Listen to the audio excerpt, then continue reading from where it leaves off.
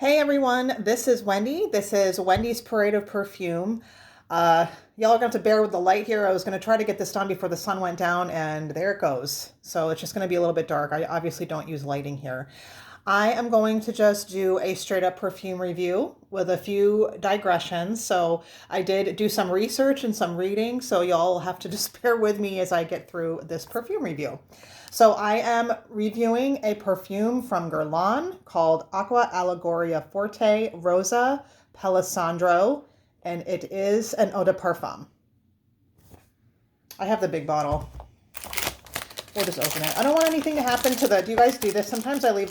It looks so tacky, but I'm like, I want the box to stay nice, but it'll come off eventually. So there's the bottle. Here's the spray, pink liquid. It looks like an Aqua Allegoria bottle with a little bee on it. And I believe these have refills, which is kind of cool if you're so inclined, for anyone that's backup crazy. So anyway, this is part of the Aqua Allegoria line. It came out in 2023. Okay, this perfume is not going to be for everyone. So obviously, Guerlain tried to focus on Palissandro Rosewood, which for a long time, that stuff, like most things, was dirt cheap and readily available, and then it got over-harvested and overexploited, and the governments in South America were like, you have to stop doing this to our forests. So for a long time, it was not available. And instead, they were using linalool, which is a chemical basically, but it's present in thousands of plants. It's present in lavender, bergamot, petitgrain, coriander, like tons and tons and tons and tons of plants. And from what I was reading, they can manufacture what they call a nature identical substance, a nature identical substance of linalool, synthetic, in the lab. And even though it's synthetic, it's identical to what, the lavender is present in the lavender plant or the coriander plant or, what have you. In the meantime, rosewood has become a little bit more available. There was an article, perfume stuff, you can't always believe what you read, but as far as like what the notes are, because it's just a fantasy list. But it's supposedly the Peruvian government they oversee like distilleries and things like that, and they are allowed to harvest a certain amount of rosewood as long as they're old enough and as long as they're replanted. And it's an endangered, protected plant, but it is more sustainably harvested instead of just trashed, right? So there's rosewood in here, along with linalool. The second or the first perfume ingredient after like water perfume, is linalool. So this perfume, along with the rosewood, is also chock full of just straight up linalool. Which two of the notes in here, which are coriander and rosewood, contain the linalool. So I guess it's probably just, I don't know, thinning it out or something, making it better. I don't know. But the other thing about this is that, yes, there is a coriander note on the top note. And I find this to be a more defining feature of this fragrance. So Guerlain over the years has put lots of what I think of as like kitchen herbs in their perfumes. Jickie from the 1800s has like rosemary. Samsara, even though the top notes will sometimes be listed as green notes, there is actually like almost like a bitter tarragon note in there that pops up, especially in the older bottles. I don't know about the newer bottles. So coriander is basically the same thing as cilantro. The coriander is the seed, cilantro is the greenery. And when I say that this fragrance is herbal, I don't mean that it's like essential bedtime oil distillation. Like, no, I mean this smells like coriander that has been chopped up in your kitchen with a metal knife. So it's green, it's aromatic, it's a little bit bracing, and it does have a hint of like a metallic tinge to it. So there's that. It says coriander aldehyde for the note list, but whatever, and who knows, maybe there is some aldehyde in it because the greenery is bright. And I find that this perfume, it says, Rosa Palissandro, so you think it's going to be like a woody rose, and it is, but overlaying all of that for a very, very long time when you have this perfume on is that bright green, that bright cilantro. I'm not saying it smells exactly like cilantro, but it just smells like a bright kitchen herb with like a spicy coriander note and lots of lemon. It smells like lemon peel. It smells like you're just in the kitchen cooking, okay? I like it, but not everyone is going to enjoy that, and we'll get to that. So the perfume opens up with that like spicy coriander, bright green stemmy with lemon, and then quickly there's a lot of geranium that comes out, and there's also a plant with lemon geranium is a plant, and it smells like lemony geranium.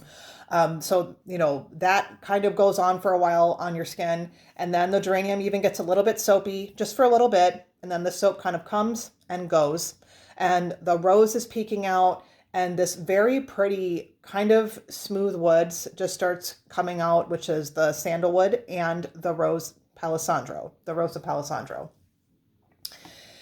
So that's what this perfume smells like. It goes from that like greenery, and there's a lot of that bitter lemony geranium. It's a little bit soapy. And then there is some rose in here, obviously, but I guess that's my point, is that this is not a primarily rose perfume.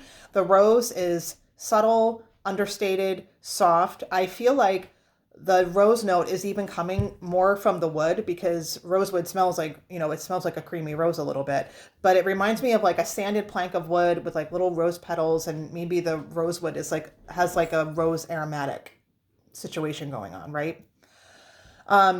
I think this perfume wears a little bit strong. When I sprayed it on yesterday, because I've been testing it and playing around with it, but I did my real for real test drive scent of the day yesterday, where I made a commitment. That it smelled strong on my skin. I didn't know if it was projecting or not. I don't know, but it smelled a little bit strong even with like 4 to 6 sprays. So I would not say that this is a weak one, and it is an eau de parfum. So I feel like this has a pretty good strength and sillage to it, and a longevity. Now, like I said, throughout the entire perfume, I felt like, and this is maybe how it's aldehydic, I felt like there was just this bright halo of greenery on the perfume.